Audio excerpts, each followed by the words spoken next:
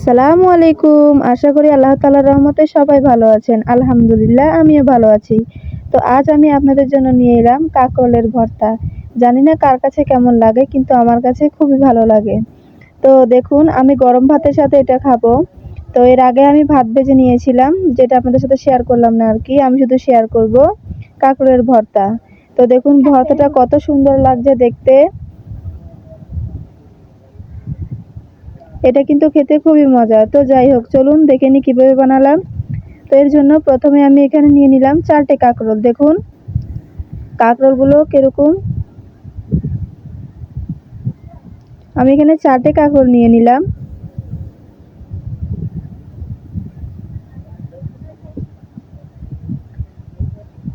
দেখতেই পাচ্ছেন কাঁকরোলগুলো নিয়ে নিলাম।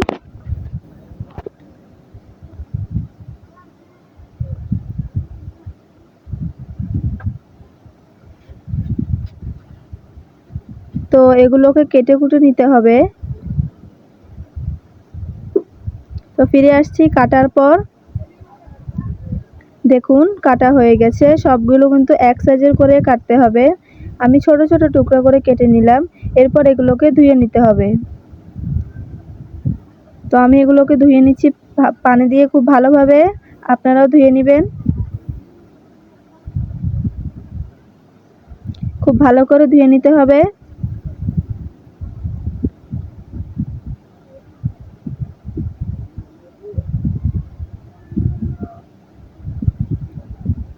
পাশে থাকলে দেখতে পারবেন। এবার চলে আসলাম ধুয়ে নেওয়ার পর। দেখুন চুলায় বসিয়ে দিলাম। আমি কিন্তু এর মধ্যে একটা গোটা রসুন দিয়ে দিয়েছি। তো বলক উঠছে দেখুন কত সুন্দর করে।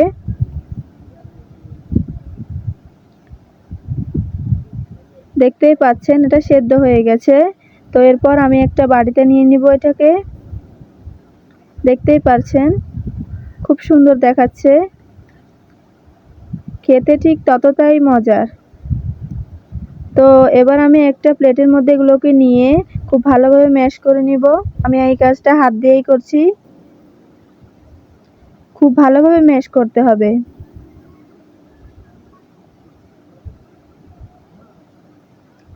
আমার কাছে কিন্তু এটা খুবই ভালো লাগে। আর যাদের কাছে এটা খেতে ভালো লাগে তারা অবশ্যই কমেন্টে নামটা লিখে যাবেন। আপনারা কোন জায়গা থেকে দেখছেন অবশ্যই বলে যাবেন কমেন্টে।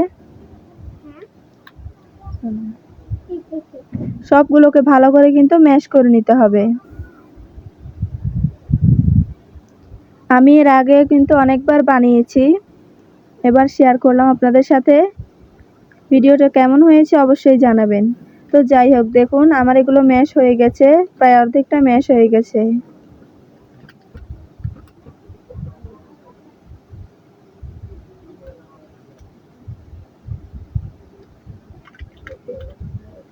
ভালো করে কিন্তু ম্যাশ করে নিতে হবে।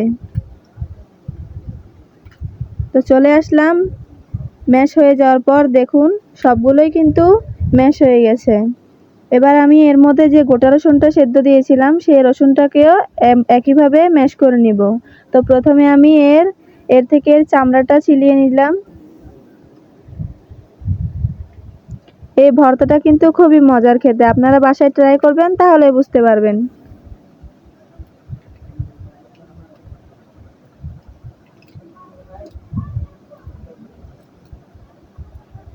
চাইলে কিন্তু আমি ছিলেও সিদ্ধ করতে পারতাম, কিন্তু আমার এভাবে খাওয়াটাই বেশি ভালো লাগে।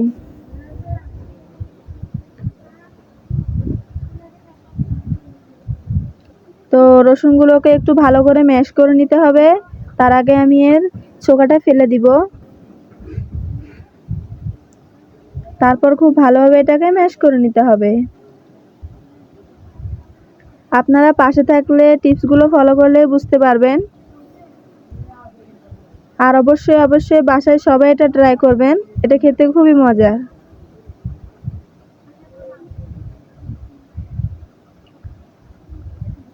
যাদের কাছে আমার ভিডিওটা ভালো লাগবে একটা লাইক করবেন, আমার চ্যানেলটা সাবস্ক্রাইব করে দিবেন, আর কমেন্ট করবেন। কমেন্টে আপনাদের নামটা দিয়ে যাবেন। তো যাই হোক, দেখতেই পাচ্ছেন আমি খুব ভালোভাবে ম্যাশ করে নিলাম। তো এবার আমি চলে এলাম শুকনো মরিচ আর পেঁয়াজ নিয়ে। আমি কিন্তু এখানে শুকনো মরিচ আর পেঁয়াজটা আগে থেকেই ভেজে রেখেছিলাম। পেঁয়াজের সাথে আমি লবণটা অ্যাড করে দিয়েছি। আপনারা যদি চান করতে পারেন, আর লবণটা যদি পরে দিতে চান তাও পারবেন, কোনো সমস্যা নেই। তো আমি মরিচটাকে খুব ভালোভাবে ভেঙে নিব, গুঁড়ো করে নিব। গুঁড়ো করার পর পেঁয়াজটার সাথে খুব ভালোভাবে মিশিয়ে নিব। তো তার আগে আমাকে প্রথমে মরিচটা গুঁড়ো করে নিতে হবে। এরপর আমি পেঁয়াজটাও সেমভাবে করে নিব, দেখতেই পাচ্ছেন। তো এরপর আমি এর উপর কাঁকরোলটা নিয়ে নিব, আর কাঁকরোলের সাথে একইভাবে এগুলোকে মিলিয়ে নিতে হবে। আপনারা চাইলে এখানে সরিষার তেলও ব্যবহার করতে পারেন, যদিও বা আমি এখানে সরিষার তেল ব্যবহার করিনি। খুব ভালোভাবে মিলিয়ে নিতে হবে। এই ভর্তাটা খেতে কিন্তু খুবই মজার।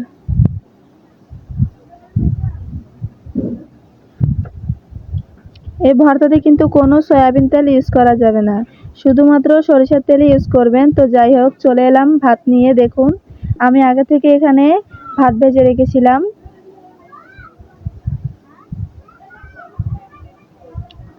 তো দেখুন কতটা সুন্দর লাগছে আমার এই ভর্তাটা, কাঁকরোলের ভর্তা। দেখতে সুন্দর দেখানোর জন্য আমি এর উপর দুটো লেবু দিয়ে দিলাম। তো ভাতটাও দেখতেই পাচ্ছেন কতটা সুন্দর লাগছে, খেতে ততটাই ঠিক মজার। আপনারা অবশ্যই বাসায় ট্রাই করবেন, তাহলে বুঝতে পারবেন।